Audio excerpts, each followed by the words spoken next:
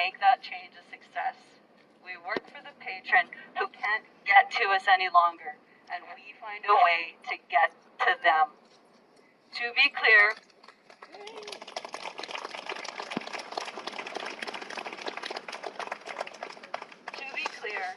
we are integral to every patron service at the library. Yes. This union is comprised of smart, hardworking, kind, well-educated people. Our opinion of what is happening in this library isn't just sour grapes. We are smart enough to know the lesson of the story of the wolf in sheep's clothing. In their great grand chastisement of the union, the administration has said, It is a difficult and humbling experience to admit that our operations do not reflect our values of innovation, equitable access, diversity, and inclusion, but that is our current reality. SBL is working to address long-standing operational issues, including equitable pay, technology deficits, facility issues, and significant inefficiencies. While SBL has met its mandate in the past, the organization has failed to keep pace with both societal changes and public library best practices. For the record, all of the problems that this administration is listing are not caused by the library workers.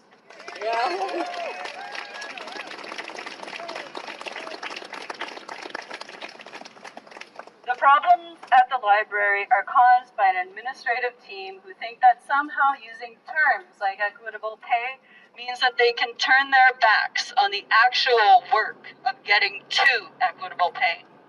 It is the very basic sense of equity of this in the very basic sense of equity, this administration, if they had that philosophy, this restructure as it stands could never happen.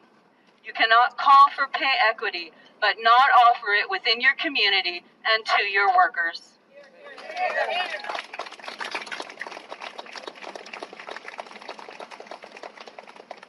These missives ignore the fact that our union is diverse.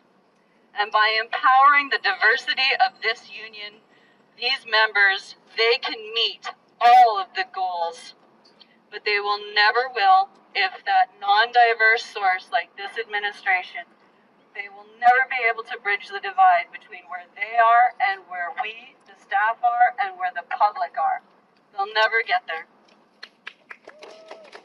For many years, the library has been understaffed, workers have been overworked, ignored, and silenced by this and past administrations. It has been put to us by this administration that we must run to an imaginary goal of public library best practices. This again doesn't speak to their philosophy of changing lives. In my literacy work, I have learned that there is a philosophy of 500 hours of reading to become a proficient reader. And it is about doing the work and putting in the time. If you start from behind, you start from where you are, you use what you have, and you do what you can. This restructure has taken and is taking away one of the most valuable resources of the library, its public service staff. Yes, yeah, hear. That isn't going to get anyone in the library or in the community anywhere. The expertise of the staff, had it been properly used and not manipulated to make its work seem invaluable, should be an equal voice in getting to a place where we are all using best practices and where we are all changing lives every day.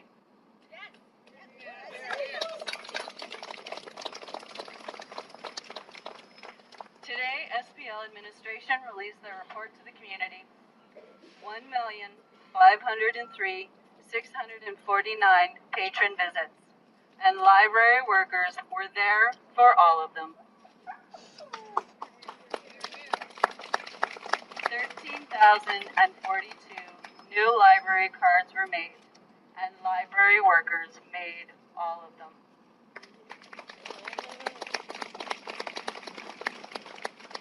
427,857 reference questions answered, and library workers answered all of them.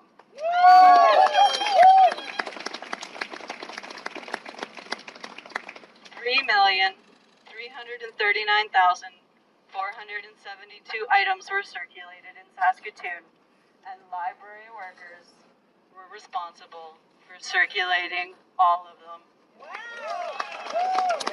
90,452 programs were attended, and library workers prepared, delivered, posted all of those programs.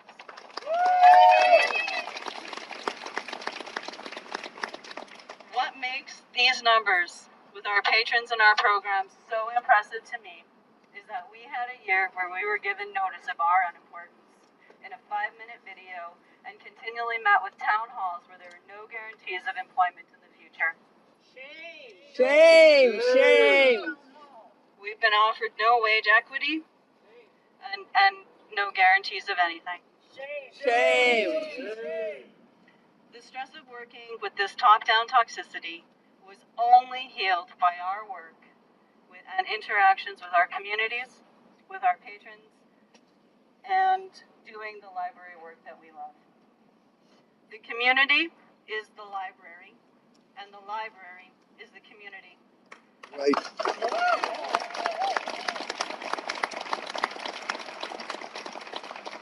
The library workers are part of their communities. They are part of their library's community. We have some community members who are here today to offer some solutions and to help us out. And I really hope that you take some time and listen and help us fix this so we can continue bringing our patrons and our community the best services in the city.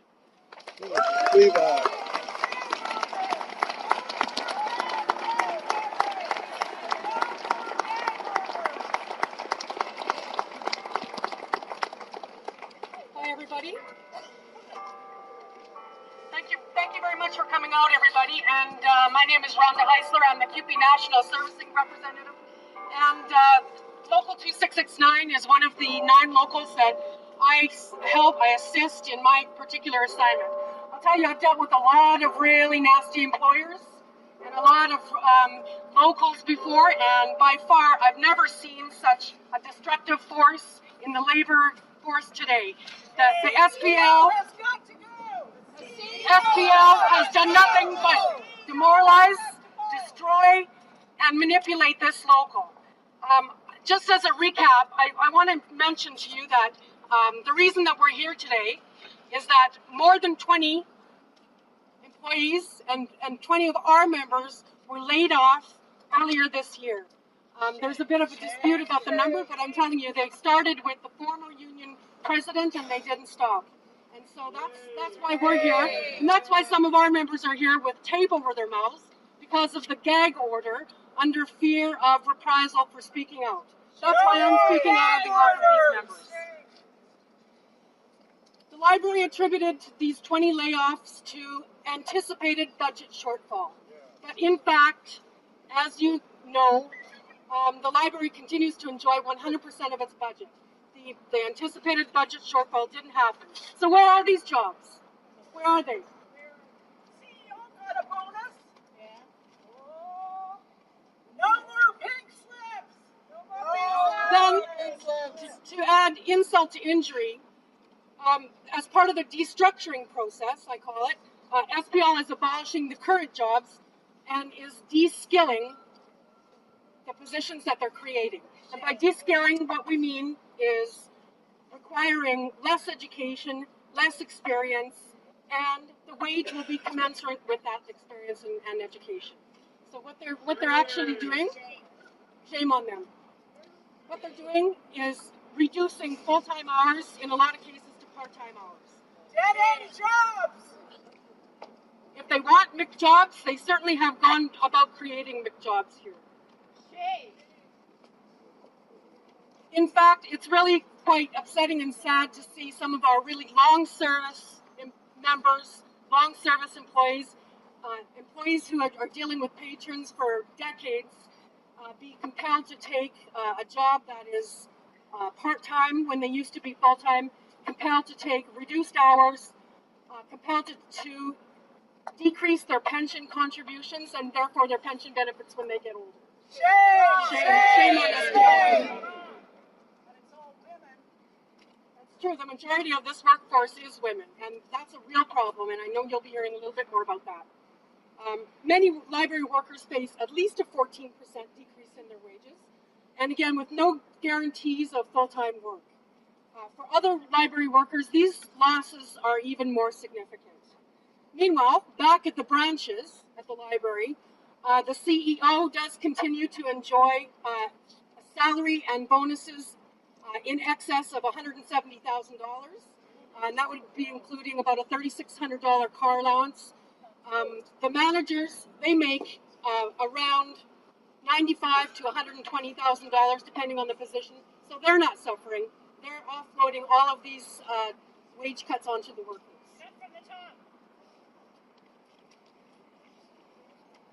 And so, what do we want to do about this?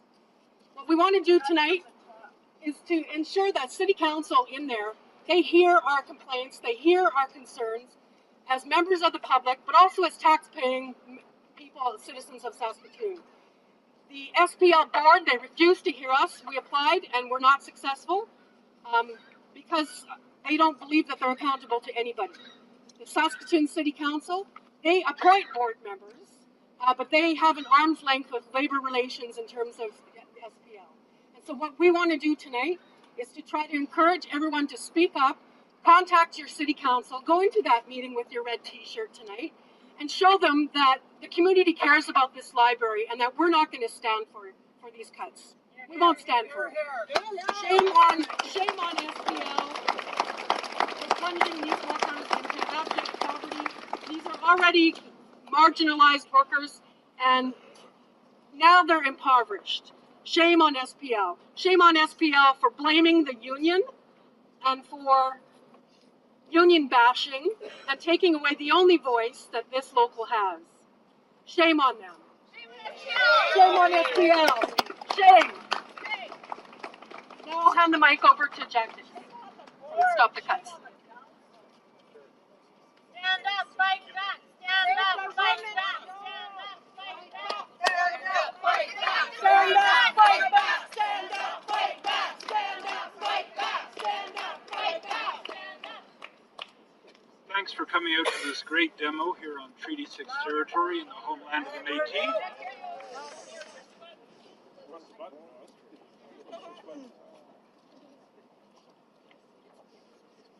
Okay, I'll speak really closely.